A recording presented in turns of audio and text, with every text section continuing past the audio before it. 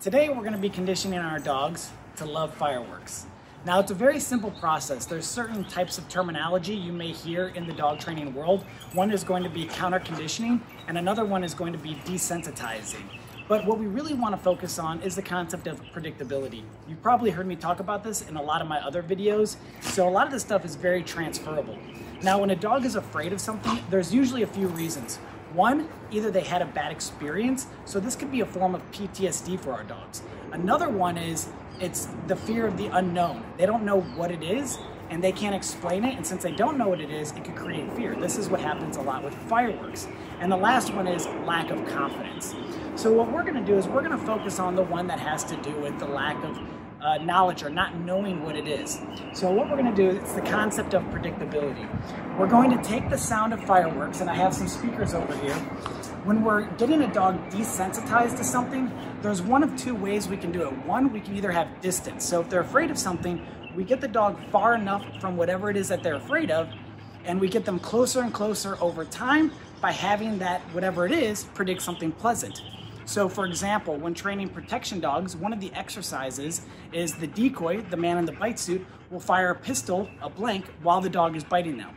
We don't just have the dog bite the man in the suit and have him fire right away, because then the dog can become afraid of that. But rather we start the dog far away and we fire the blanks and we feed the dog with treats and we reward them and we play with them. We get them comfortable to that sound and we move them closer and closer to a point where it's no longer a big deal. That's the same thing we're going to be doing with fireworks. We're going to incorporate play, and then we're also going to use mealtime as an opportunity to make the sound of the fireworks predict something pleasant. So like I said, I first like to start on something simple, a small speaker, and as I get comfortable with that, I increase the volume and I'll use a more powerful speaker, such as one like this right here, and then maybe even something more powerful in the future. So what we're going to do is I'm going to take my phone and I'm going to connect it to the Bluetooth and we're going to play fireworks. We're going to do that while we're playing fetch. So let me get the toy.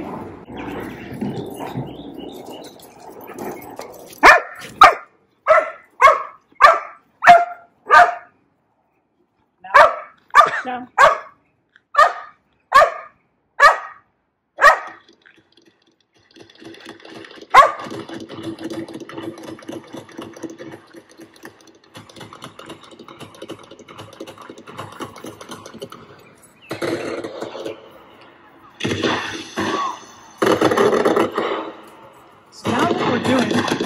We're taking the sound of the fireworks and we're making it predict something pleasant by playing fetch. Now, dogs also feed off of each other. So if you have a dog that's a little bit more confident, it's good to use that dog to help teach the other dog that it's not a big deal. So for example, Bishop here, he's afraid of fireworks. And that's one of the reasons why he's here. We're working on his issue with fireworks. But the fact that he's around the other dogs that aren't afraid of the fireworks, he's feeding off of that. So if you do have somebody who has a dog that's not afraid of fireworks, you can use that as an opportunity to help build the other dog's confidence. Okay, so this is what we're going to do now. I would continue to play, but I don't need you guys listening to fireworks while I'm playing Chuck It for an hour with the dogs. But this is the concept. You're going to play with your dog, and you're going to have the sound of the fireworks playing in the background. Now, another thing you want to do, because we're getting closer to the 4th of July, and if you live in a place like LA where they're already shooting off fireworks, you can use it as an opportunity to play fetch with your dogs. So when fireworks start going off in the neighborhood here, I get excited with my dogs. I go, oh, it's playtime! And we run outside and we start playing fetch. So now when my dogs hear the sound of the fireworks, they become really excited and really happy. Now remember predictability. We want the sound of the fireworks to predict something pleasant. So we can use play and we can also use mealtime.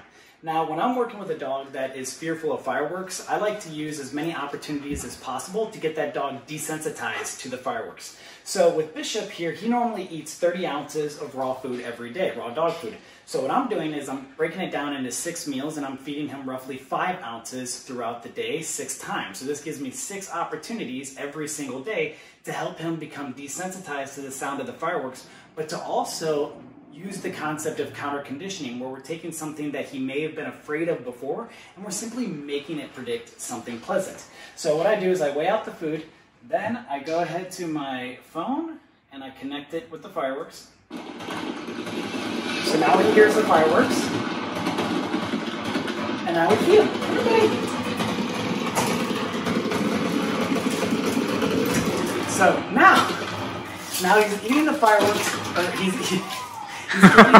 he's eating his meal, and he's enjoying it, and he can hear the fireworks. So now he's going to start associating mealtime with the sound of the fireworks. And again, this is a really great way to use that concept of desensitizing and counter-conditioning to condition your dogs to love fireworks.